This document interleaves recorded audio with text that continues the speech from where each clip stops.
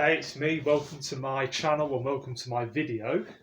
Remember to like and subscribe. I'm going to talk about generosity, about giving to the poor. So I'm going to read from 2 Corinthians 8, generosity encouraged. Alright?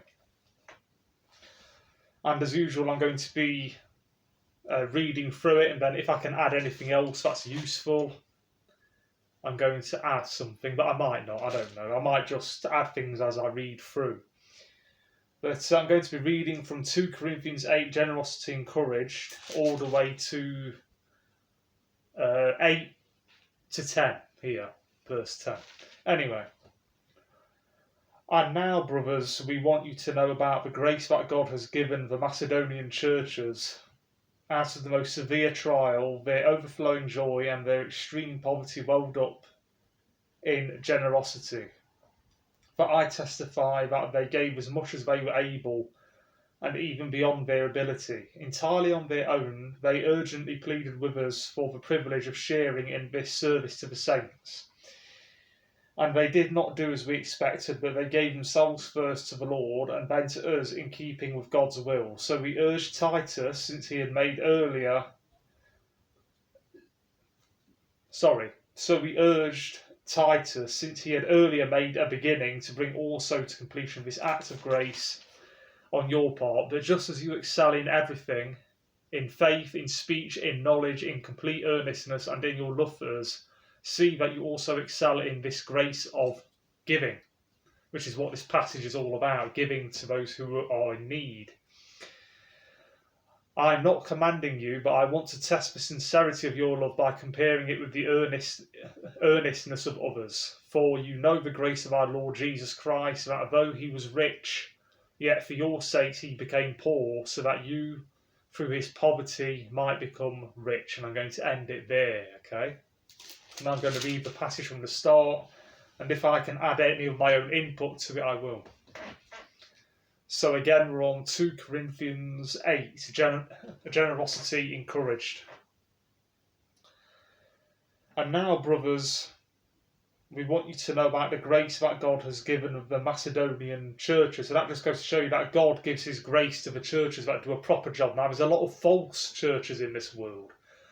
There's a lot of what they call mega churches in the United States of America, for example, which are, although they're big, large and successful, they're promoting a false gospel. There's so many false preachers out there that are preaching a false version of the gospel, okay?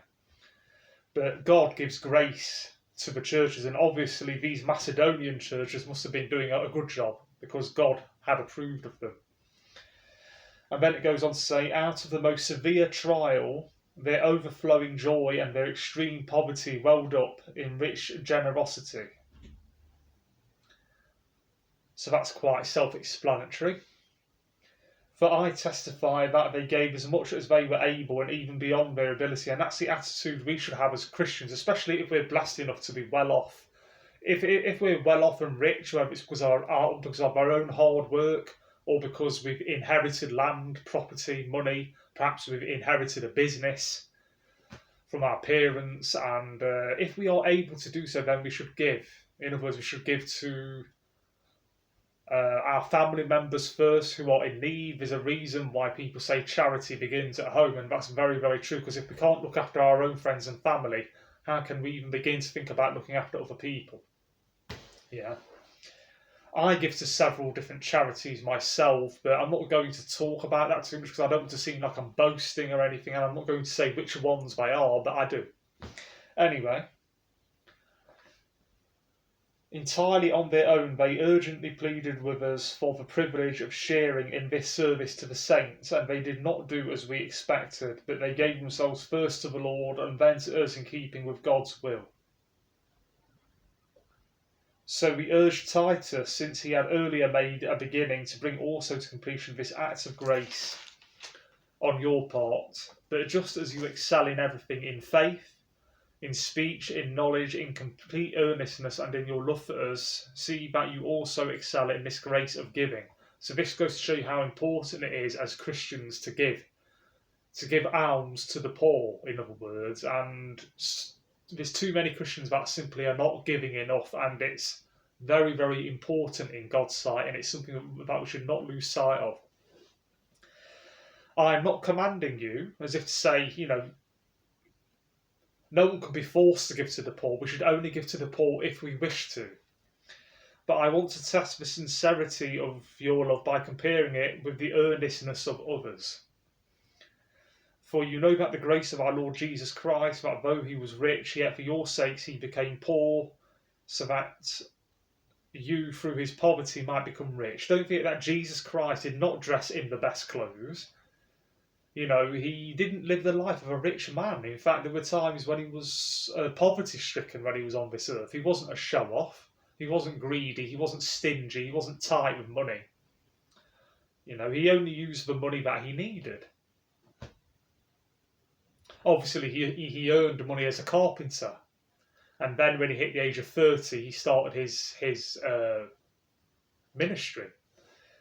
And that's how it went on, and that's where I'm going to end it. So I'm not going to make this video huge, there's no need, but I do encourage and implore all of my Christian brothers and sisters who tune into this video to give to the poor as and when you're able to do so. A lot of my family already do give to charity, but yeah, it's so important for us not to be stingy and not to be tight with money and to think about the poor. It's easy to be cynical about the homeless. It's easy to look down on people that have less money than us and are always complaining about not being able to buy food. Sometimes we say, well, go out and get a job then. It's not always as simple as that. People's circumstances are complicated. And I'd just like to encourage anyone watching this video to pray for the poor all around the world, to pray for the homeless.